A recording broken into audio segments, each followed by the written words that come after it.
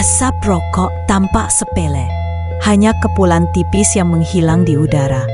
Namun di baliknya tersimpan racun yang mengikis perlahan, merampas napas, melemahkan jantung, merantai masa depan.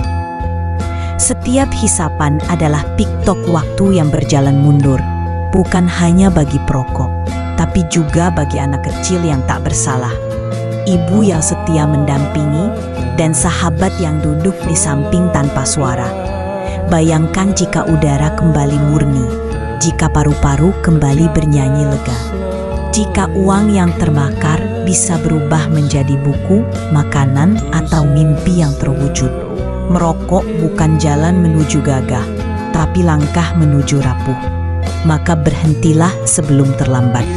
Hidup tanpa rokok adalah hadiah untuk diri, untuk keluarga, dan untuk dunia yang lebih sehat.